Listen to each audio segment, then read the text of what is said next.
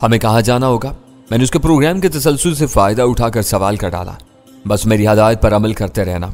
इन्हिराफ किया और गोली चली। उसने मुझे धमकी दी, फिर माउजर की नाल से सीने की तरफ इशारा करने लगा। बाहर से एसटीएफ वालों ने फायरिंग रोकती थी। अव्वल खान ने बेन से वापस लौट जाने का वादा भी कर लिया था, मगर मुझे यकीन था कि इन लोगों ने एक मुजरिम से किए हुए वादे की पासदारी नहीं की होगी। वो सीनाइन के कुर्बो जवार में छुपकर मौका की तलाश में रहे होंगे। बेन जरा भी चूकता तो इस पर टूट पड़ते। इसका मौका ना मिलता तो हमारा पीछा जरूर किया जाता। रोशन छत से तारीख जीनों पर उतरते हुए हमें बहुत संभलना पड़ रहा था। वहां से रुखसत होते हुए बेन ने चौकीदारों को बेजान मुजस्मों से ज्यादा अहमियत नहीं दी थी। इनकी तरफ हाथ लहराकर फातियाना अंदाज में मेरे पीछे हो लिया। इससे अपने जख्मी और दागदार चेहरे की कोई परवाह नहीं थी। वह हर कीमत पर जल्द अज जल्द वहां से निकल जाना चाहता था। दूसरी मंजिल पर मुझे यूं महसूस हुआ जैसे वो लम्हा भर के लिए कहीं रुका हो।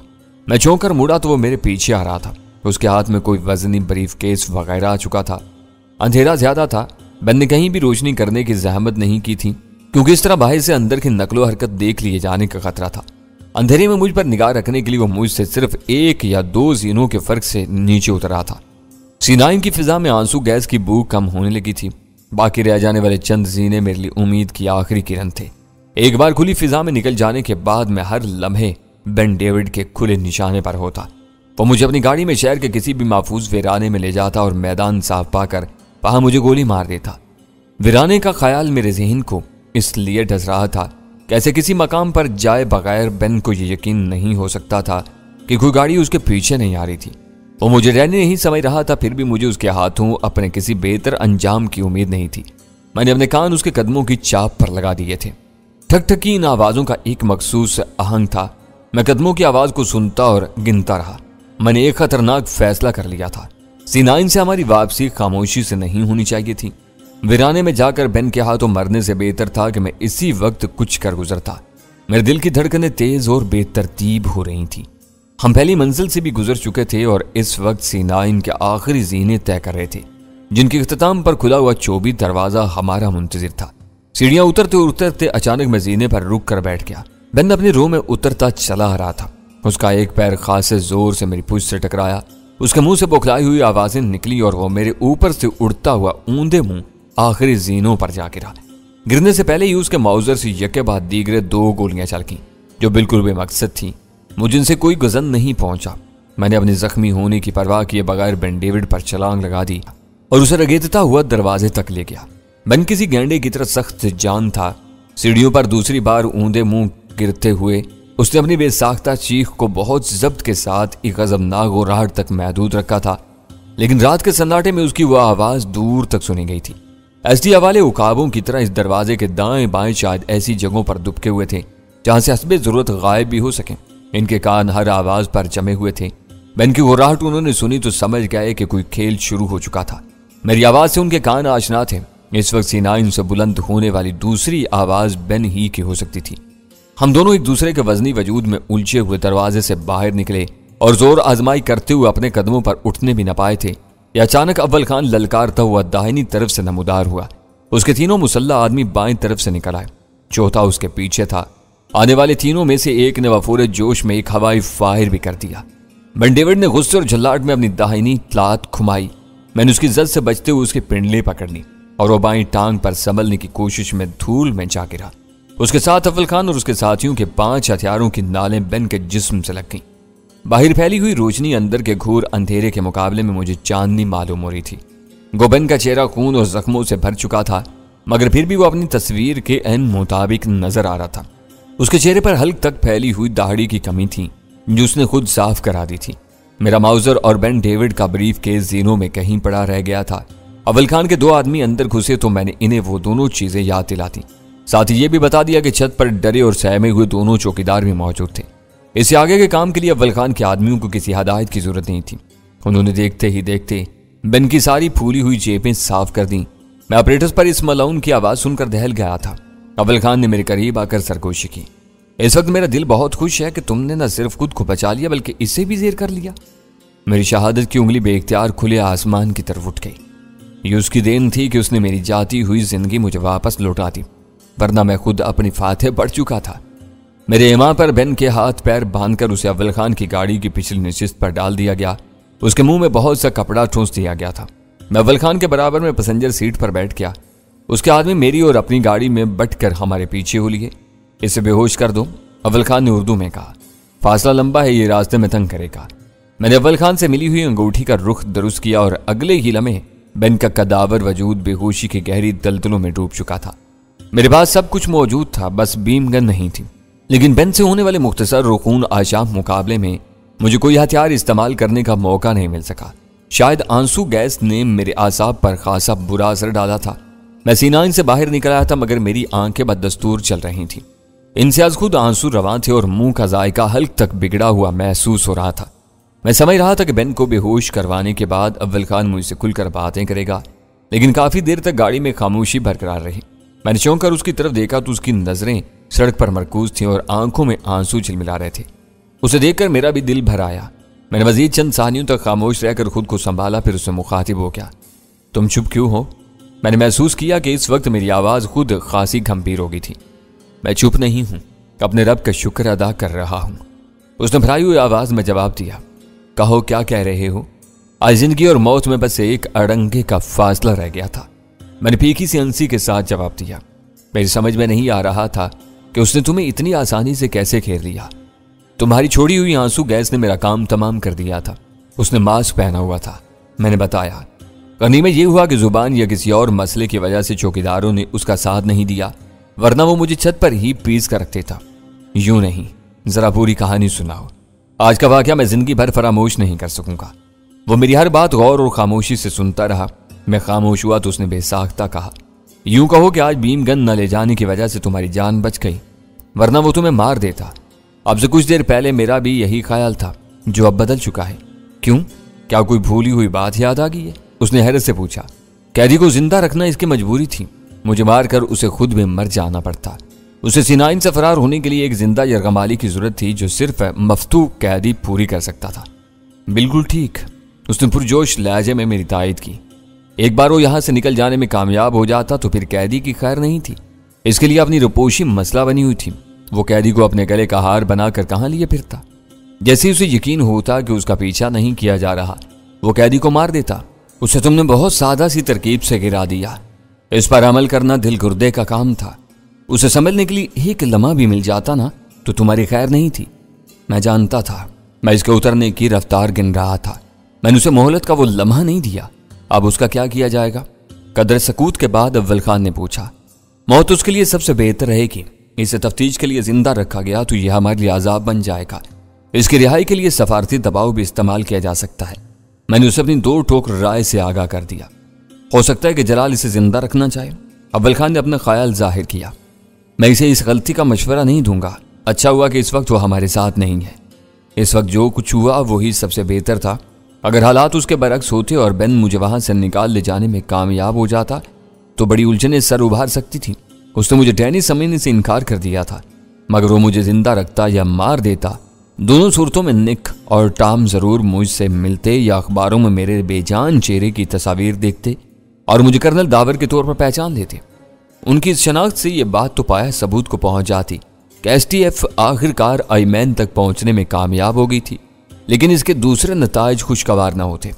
मैंने अव्वल खान से आसानी से कह दिया था कि बेन डेविड को मार देना चाहिए, लेकिन उससे पहले उससे बहुत कुछ उगलवाना जरूरी था। मैं खामोश सफर के दौरान इन नकात के बारे में सोचता रहा और आखिरकार हम स्टेशन 4 की हदूद में दाखिल हो गए। ड्राइविंग सीट पर अव्वल खान की मौजूदगी की वजह से गाड़ी को कहीं नहीं रोका गया। स्टेशन 4 पहुंचते ही मैंने सबसे पहले घर फोन किया। दूसरी तरफ से गजाला ने जवाब दिया, बल्कि जवाब ही सवाल कर डाला। आप दोनों कहाँ हैं और क्या हो रहा है? हम आपकी तरफ से फिक्रमंद हैं। मैं स्टेशन 4 के कमरे में बेहोश पड़ा हुआ है, बाकी सब खैरियत है। फिलहाल यहाँ भी सुकून है। देखना यह है कि रात कैसे गुजरती है। आप कब तक आएंगे? मेरी वापसी का इन्हिसार बेन के रवैये पर है। अभी से मुज़ाकरात बाकी हैं। तुम बेफिक्र होकर अपने कमरे में लेटो, अल्लाह ने चाहा तो खैरियत रहेगी। मैंने फ़ोन बंद कर दिया। अव्वल खान ने बेन के ब्रीफकेस का ताला खोलने की कोशिश शुरू कर दी। हम में से किसी ने C9 की तलाशी में वक्त बर्बाद करने या किसी को वहां रोकने की कोशिश नहीं की थी। बेन एक बखोड़ा मुजरिम था। अपनी सारी ज़रूरियात को कहीं यकजा करके हर वक्त कुछ के लिए तैयार रहने का आदी रहा होगा। मुझे उम्मीद थी कि ब्रीफकेस से बहुत कुछ बरामद होगा। अव्वल खान की मेज़ पर वह तमाम चीज़ें इकट्ठी थीं जो बेन के लिबास की जेबों से बरामद हुई थीं। इनमें वो अशिया भी शामिल थी जो उसने मेरी जामा तलाशी में मेरी जेब से बरामद की थी। इनमें सिर्फ एक चीज़ मेरे लिए पुरकशिश थी, वो हथेली में समा जाने वाला एक नन्हा सा ट्रांसमीटर था। वो नई साख्त पहली बार मेरे मुशाहिदे में आई थी। उसकी नेम प्लेट के इंदराजात को खुरच कर मिटा दिया गया था। वो ऑपरेटर बेन की जेब से बरामद हुआ था, इसलिए मुझे शुबा हो रहा था कि वही आला उसके और दूसरों के हंगामी रवाबत के लिए काम आता होगा। जरा सी मेहनत के बाद ब्रीफकेस भी खुल गया। मेरी तवक्का के बरक्स इसमें कोई कागजी रिकॉर्ड भी नजर नहीं आया। इसमें जदीद तरीन मवासलाती आलात, मुख्तसर हथियार और इनके मैगजीन वगैरह भरे हुए थे। अपने अज्जाए तरकीबी की बिना पर वो किसी मुजरिम का दस्ती असलहा खाना था, जिसमें चंद ही साज तरीन स्पाई कैमरे भी शामिल थे। हम बिला वजह ये बोझ लाद लाए, इसमें एक भी काम की चीज नहीं है। मैंने हंसते हुए एक डिबिया ब्रीफकेस से निकाल कर इसके सामने रख दी। ये आज की भाग दौड़ पर तुम्हारा इनाम है। हैरत है कि तुम CSD को नहीं पहचान सके। अव्वल खान ने इश्तियाक से उसे उठा लिया। तुम्हारी CSD बेडरूम में लगी हुई है, वहां तक मेरी रसाई नहीं है। उसने CSD को घुमा फिरा कर देखा और फिर एहतियात से अपनी मेज की दराज में रख लिया। हम दोनों घर से खाना खाकर निकले थे। इस वक्त चाय की शदीद तलब हो रही थी। अव्वल खान के अर्दली ने जरा सी देर में चाय तैयार कर दी। चाय नोशी के दौरान में अव्वल खान ने शी और आईमैन के बारे में बात निकालने की कोशिश की, मगर मैंने उसे खामोश कर दिया। बेन के मुकद्दर का खुफिया फैसला हो चुका था। उसे सब कुछ अपने सीने में लेकर सूए जहन्नम रवाना हो जाना था। हम बेफिक्र होकर उसके सामने हर मौजू पर आज़ादी से बात कर सकते थे। चाय का दौर खत्म होने के चंद मिनट बाद बेन के होश में आने की खबर आ गई। मैंने बेन की जेब से बरामद होने वाला अपरेटस उठाया और अपनी जगह छोड़ दी। वो STF की सरकारी मेहमानदारी की अमूमी रवायात के मुताबिक कमरे में मौजूद बिस्तर पर पड़ा हुआ था। इसके हाथ पैर खोल दिए गए थे। जीनों पर मुंह के बल 2 मरतबा गिरने की वजह से उसके चेहरे पर शदीद जख्म आए थे। बाएं रुखसार का वरम जाहिर कर रहा था कि वो नाजुक हड्डी भी टूट फूट का शिकार हुई होगी, मगर मैंने इब्तिदा से इस वक्त तक बेन को एक मरतबा भी कराते हुए नहीं सुना था। हमें देखते ही उसके कटे फटे होंठों पर जहरीली मुस्कुराहट फैल गई। तुम लोग थोड़े से बामुरव्वत और मेहमान नवाज मालूम होते हो। आजाद हाथ पैरों के साथ कमर के नीचे बिस्तर की मौजूदगी का एहसास खासा फरत अंगेज है। वो बोला, हमारी ये अनायात बिला सबब नहीं है। हम तुम्हें यह बताना चाहते हैं कि तुम जिंदा रहना चाहो तो रह सकते हो। मैंने सर्द लहजे में कहा, यह बातें तुम्हारे मुंह से अच्छी नहीं लगी। उसने मुंह बनाकर हकार से कहा, मेरे किसी हम रुतबा शख्स को सामने लाओ, मैं डैनी के सिवा किसी से बात नहीं करूंगा। डैनी तुम्हारे इसी खादम को कहा जाता है। मैंने अपने सर को हल्का जख्म देकर इस्तजाइया अंदाज में कहा। हाँ, वो हैरत से भूंचका रह गया और बेइख्तियार बिस्तर पर सीधा होकर बैठ गया। तो तुम डैनी हो? मैं उसकी बेअतबारी पर हंस पड़ा। हाँ, ये तुम्हारी बदकिस्मती थी कि आज मैं भीमगंज अपने घर भूल आया था। उसे दोनों हाथों से अपनी जख्मी पेशानी पीट ली।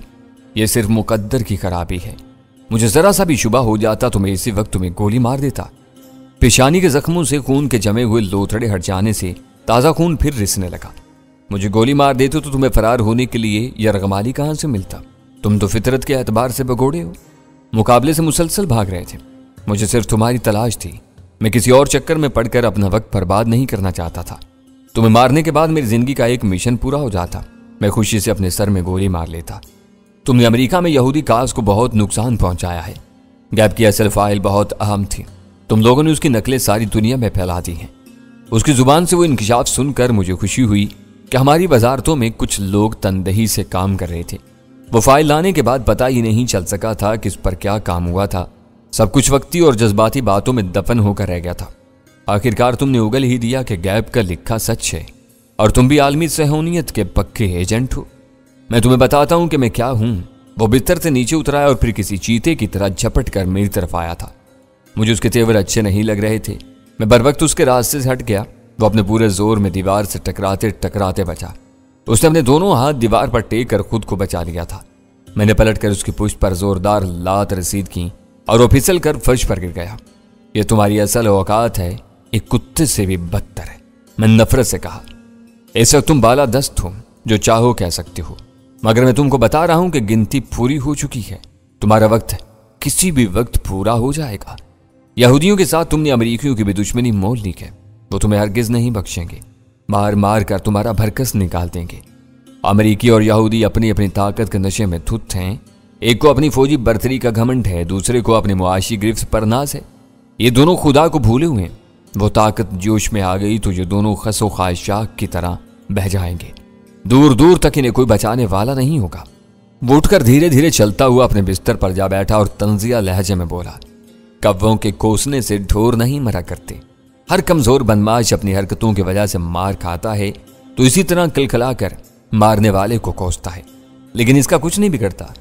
जब भी तुम इस वक्त इस छोटे से कमरे में नजर आ रहे हो, इसमें तुम्हारा कोई कमाल नहीं है। गलती मेरी थी कि मैं तुम जैसे मोजी को नहीं पहचान सका। मुझसे ये चूक नहीं होती तो तुम्हारा किस्सा C9 ही में तमाम हो जाता। तुम मुझे अपनी बकवास सुनाने के लिए जिंदा न रहते। तुमको अंदाजा है कि तुम्हारा अंजाम क्या हो सकता है। मैंने उसे डराना चाहा, तुम मुझे ब्लैकमेल करके जिंदा रखना चाहोगे, मगर ऐसा नहीं हो सकेगा। तुम्हारे पास दूसरी राह यह रह जाएगी कि तुम मुझे मार दो। उसने बेखौफी से कहा। यहाँ तुमको किस किस की सरपरस्ती हासिल थी? कदर खामोशी के बाद अव्वल खान ने सवाल किया। मुझे हर इंसाफ पसंद इंसान की सरपरस्ती हासिल थी। लोग तुम जैसे बुनियाद परस्त मुसलमानों से नफरत करते हैं, जो अपनी कत्लो गारत करे की हरकतों को अल्लाह की मर्जी से मौसूम करके खुद बेगुनाह बनने के काबिल नफरत कोशिशें करते हैं। मन की आवाज में बला का जहर रचा हुआ था। तुम्हारी खून आशाम आदतों और अकीदों से दुनिया का हर मुहज्जब आदमी खौफजदा है। तुम हम दोनों की बात कर रहे हो या दुनिया के सारे मुसलमानों को गालियां देने की कोशिश कर रहे हो? अव्वल खान ने तल्खी से पूछा। मशरिक से मगरिब तक हर मुसलमान एक फितना है और मेरी नजरों में काबिल सजा है। मजहब की आड़ लेकर तुम लोगों ने आलमी गुंडागर्दी शुरू की हुई है। अब दुनिया पर रफ्ता रफ्ता युक्दा खुल रहा है कि तुम्हारा जहाद का नजरिया आलमी अमन के लिए कितना खतरनाक है। तुम दोनों फरिश्ते नहीं हो, इसी आलमी फितने का एक सरगर्म हिस्सा हो। वो नई बातें नहीं थी, ढके छुपे अल्फाज में वो सब आलमी प्रेस की जीनत बनता चला आया था, लेकिन एक मुमताज और मुतअस्सिब यहूदी की जुबान से वो मरबूत बातें इस वक्त हौलनाक मालूम हो रही थीं। साफ नजर आ रहा था कि मगरिब के मुक़तदिर हलकों में इस्लाम और मुसलमानों के खिलाफ अंदर ही अंदर लावा पक रहा था। दुनिया भर की तर्जुमानी के दावे छोड़ दो, मैंने उसे ताऊ दिलाने की नीयत से कहा। अपनी बात करो। तुमने हमारे हाथों से जूते खाए हैं, इसलिए अब तुम्हें हमारे मजहब में भी कीड़े नजर आने लगे हैं। जहाद एक ठोस हकीकी नजरिया है, यह मजलूम और हक के खिलाफ नहीं होता। अल्लाह का नाम सरबुलंद रखने के लिए जालिमों और बातिल कुव्वतों से पूरी कुव्वत से टकरा जाने को जहाद कहा जाता है। यह मैं नहीं कह रहा, दुनिया कह रही है। तुम लोगों की बरहमी की वजह से अखबारों में कुछ नहीं आता, वरना मगरिब में दानिश्वर और स्कॉलर सर जोड़े बैठे हैं कि मुसलमानों में जहाद की बढ़ती हुई मकबूलियत को कैसे खत्म किया जाए। दूसरे मज़ाहिब इससे खौफजदा हैं। इस सदी के वस्त तक ये तुम्हारे मुल्लाओं तक महदूद था। आज पढ़े लिखे और रोशन ख्याल मुसलमान भी इससे मुतासिर हो रहे हैं। ये खौफनाक अलामत है। मगरिब इस वबा के काबू से बाहर होने से पहले इसे खत्म करना चाहता है। आज मगरिब बल्कि दुनिया भर की सरबराही अमेरिका के पास है और इसलिए वो बुनियाद परस्त मुसलमानों की सरकोबी की मुहिम में सबसे आगे है।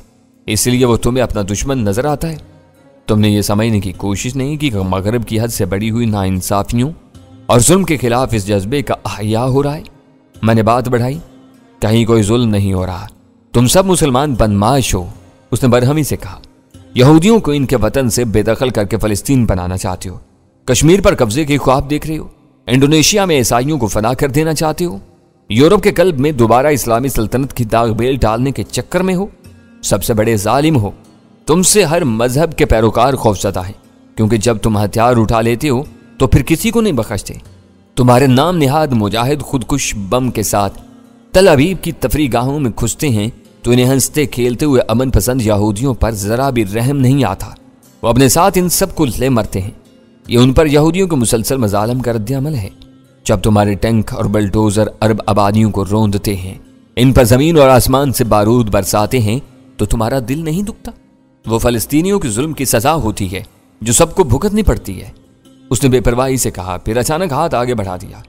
हो सके तो मुझे एक सिगरेट दे दो। तुम लोगों ने मेरी जेबों में कोई तिनका तक नहीं रहने दिया। उसकी वो फरमाइश पूरी करने में कोई हर्ज नहीं था। मैंने अपने होठों से लगाकर एक सिगरेट सुलगाई और उसकी तरफ उछाल दी। उसने सिगरेट लपक कर अपने होठों से लगा ली और धुएं का एक गहरा कश अपने सीने में उतार लिया। तुम हर थर्मी से काम ले रहे हो, इस बार अव्वल खान ने नरमी से कहा। यह पहले अंडा या मुर्गी वाली बहस है। हर तरमी से कोई नतीजा हासिल नहीं होगा। यहूदियों पर हिटलर ने मजालम किए थे। वो अल्लाह की उस मातूब कौम को सफाए हस्ती से मिटा देना चाहता था।